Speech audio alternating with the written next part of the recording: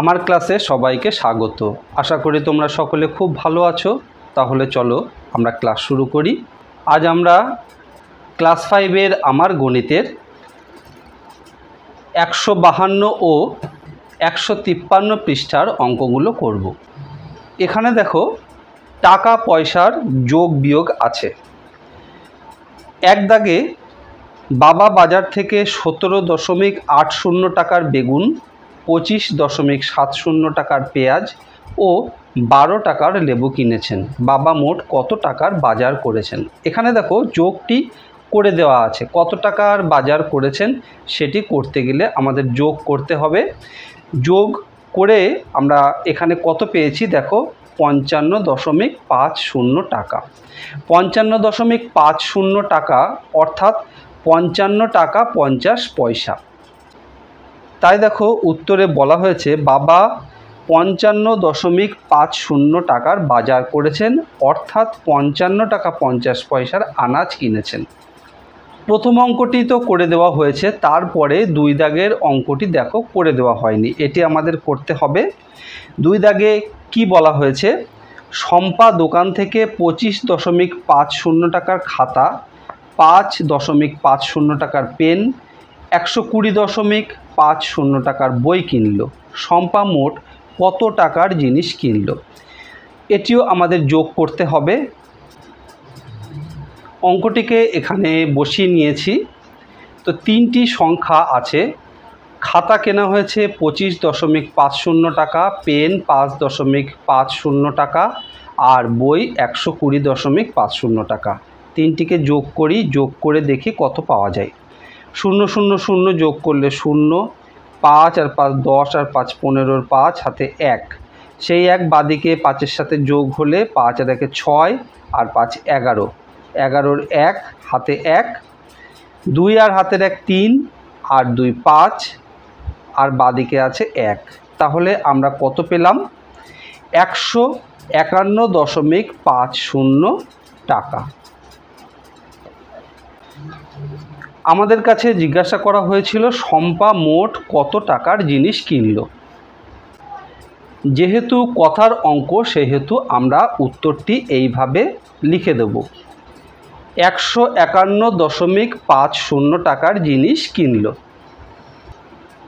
তারপরে 3 দাগে দেখো, তুমি বাসে চেপে স্কুলে যাচ্ছ, কন্ডাক্টরকে 20 টাকা দিলে, তিনি তোমাকে 15.50 টাকা ফেরত দিলেন। কন্ডাক্টর কত টাকা নিলেন? এটি করতে গেলে কি করতে হবে? বিয়োগ। দেখো এখানে বিয়োগটি করে দেওয়া হয়েছে। কন্ডাক্টরকে দিলে 20 টাকা, ফেরত দিলেন কত? 15.50 টাকা। তাহলে 20 টাকার থেকে 15.50 টাকা অর্থাৎ 15 টাকা 50 পয়সা একে বাদ দিলে অর্থাৎ বিয়োগ করলে কত পাওয়া যাচ্ছে? 4.50 টাকা। অর্থাৎ তিনি নিলেন এই 4.50 টাকা। 4.50 টাকা মানে কত? 4 টাকা 50 পয়সা। 4 দাগে ঝর্ণা 100 টাকা নিয়ে মেলায় গেল, সেখানে 20.50 টাকার চুড়ি, 10 টাকার বাঁশি কিনলো ও 6 টাকা দিয়ে নাগরদোলা চড়ল। ঝর্ণা কত টাকা ফেরত আনলো? তাহলে 100 টাকা নিয়ে বাজারে গিয়েছিল, সেখান থেকে 20.50 টাকা চুড়ি কিনেছে, 10 টাকার বাঁশি কিনেছে আর 6 টাকা দিয়ে নাগরদোলা চড়েছে। তাহলে তার কত খরচ হয়েছে? যত টাকা খরচ হলো সেই টাকাটা যত টাকা নিয়ে গিয়েছিল তার থেকে বিয়োগ করতে হবে। এখানে দেখো মোট খরচ কত?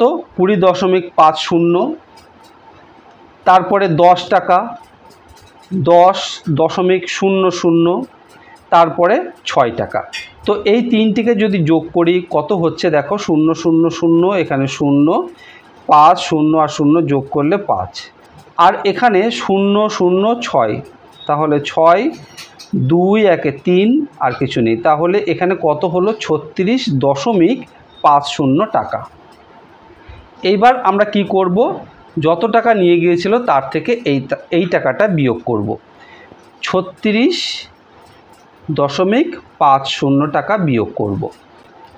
তাহলে দেখো 0 থেকে 0 বাদ দিলে 0, 5 আর কত হলে 10 হয়, 5 হলে হাতে 1, সেই 1 বাদিকে যোগ হলো, 6 আর হাতের 1 7 আর কত হলে 10 হয়, 3 হলে হাতে 1 4 আর কত হলে 10 হয়, 6 হলে হাতে 1, তাহলে 1-এর থেকে 1 বিয়োগ করলে 0, আর কিছু করার দরকার নেই। আমরা কত পেলাম? 63.50 টাকা। তাহলে ঝর্ণা ফেরত আনলো এই টাকাটি 63.50 টাকা।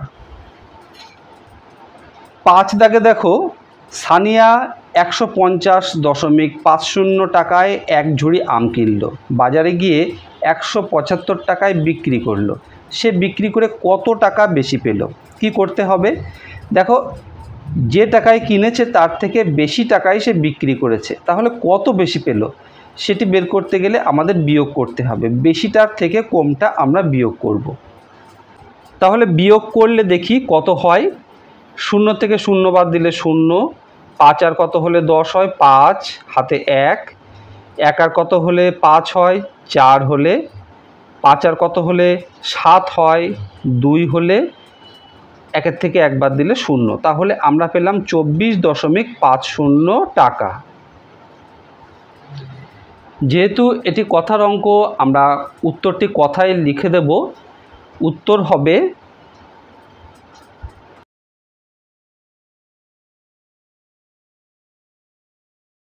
24.50 টাকা বেশি পেল।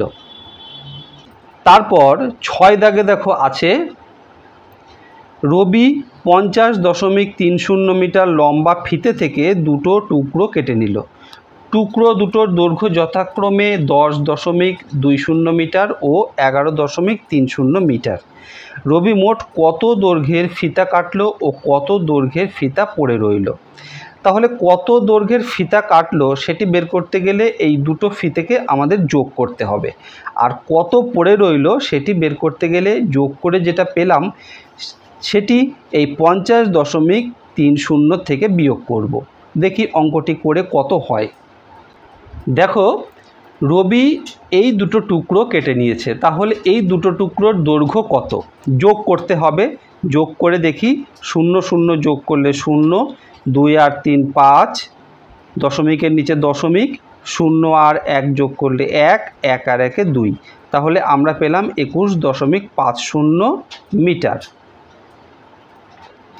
তাহলে রবি এই অংশের অর্থাৎ এই দৈর্ঘ্যের টুকরো কেটে নিল।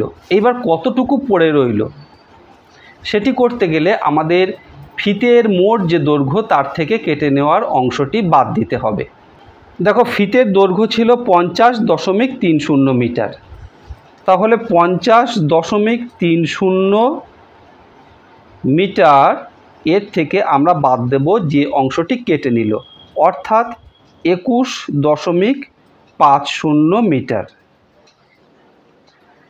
বিয়োগ করে দেখো, 0 থেকে 0 বাদ দিলে 0, 5 আর কত হলে 13 হয়, 8 হলে হাতে 1, সেই একে এখানে যোগ করলে 2, 2 আর কত হলে 10 হয়, 8 হলে হাতে 1, 3 আর কত হলে 5 হয়, 2 হলে, তাহলে আমরা পেলাম 28.80 মিটার।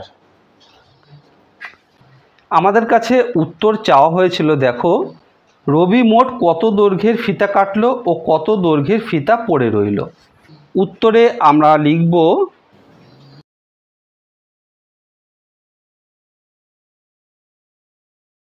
21.50 মিটার ফিতা কাটলো আর এই ফিতাটুকু পড়ে রইল। তাহলে এটি কি লিখব?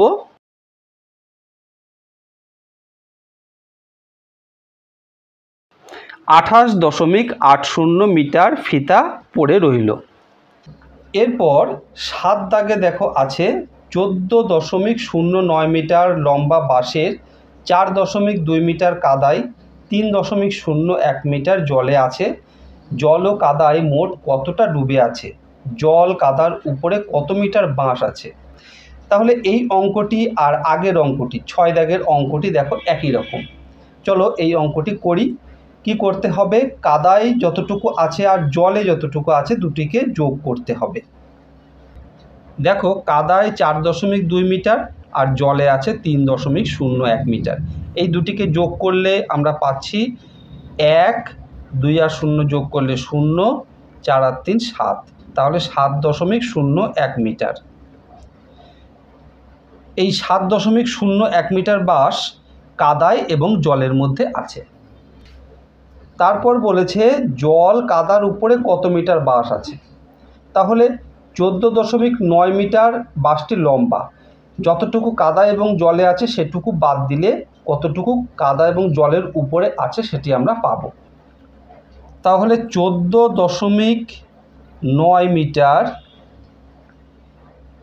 এটি মোট লম্বা, আর কাদায় জলে আছে 7.01 মিটার। এটি বিয়োগ করলে দেখো কত পাচ্ছি। 1 আর কত হলে 10 হয়, 9 হলে হাতে 1, 1 আর কত হলে 9 হয়, 8 হলে দশমিকের নিচে দশমিক দিলাম। এবার 7 আর কত হলে 14 হয়, 7 হলে হাতে 1, 1-এর থেকে 1 বাদ দিলে 0। তাহলে আমরা পেলাম 7.89 মিটার। এই অংশটুকু অর্থাৎ এই দৈর্ঘ্যের বাঁশটুকু কাদায় এবং জলের উপরে আছে। তাহলে আমরা উত্তরটি লিখে দেব।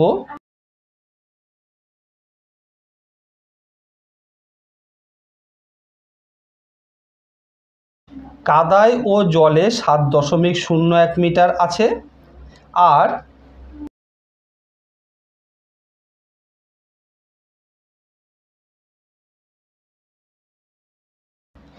কাদা ও জলের উপরে আছে 7.89 মিটার। 8 দাগে দেখো, আমি ফুলের দোকানে 10.50 টাকা, মিষ্টির দোকানে 50 টাকা 50 পয়সা ও বইয়ের দোকানে 110.50 টাকা দিলাম। এখন আমার কাছে 20 টাকা আছে। প্রথমে আমার কাছে কত টাকা ছিল? এই অঙ্কটি দেখো একটু মিশিয়ে দেওয়া হয়েছে। এখানে দশমিকে দেওয়া হয়েছে টাকা পয়সা, আবার এখানে টাকা পয়সা আলাদা করে দেওয়া হয়েছে। তো অঙ্কটিকে করতে গেলে সবগুলোতেই আমরা দশমিক বসিয়ে নেব। দেখো কত টাকা খরচ করেছি প্রথমে সেটি বের করতে হবে।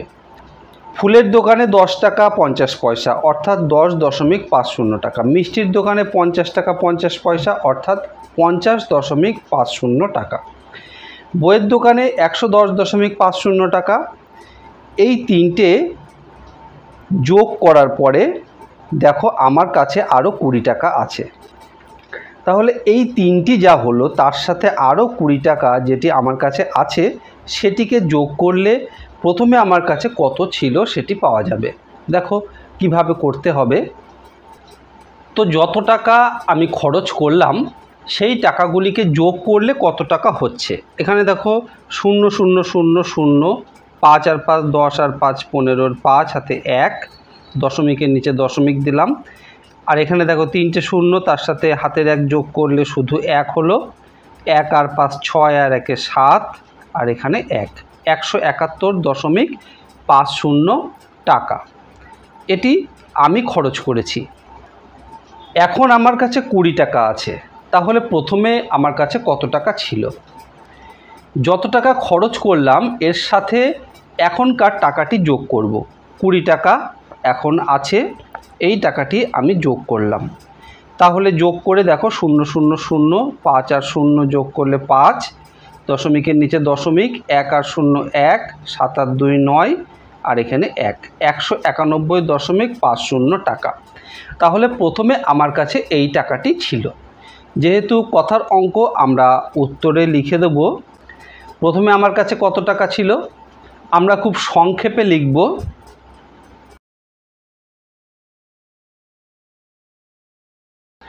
$191.50 টাকা ছিল। আশা করি সমস্ত অঙ্কগুলো তোমরা খুব ভালোভাবে বুঝতে পেরেছো। ভিডিওটি ভালো লাগলে অবশ্যই একটি লাইক করো, আর এই রকম ভিডিও আবারও পেতে চাইলে চ্যানেলটি অবশ্যই সাবস্ক্রাইব করে রেখো। খুব ভালো থেকো, দেখা হবে আবার পরের ভিডিওতে। ধন্যবাদ।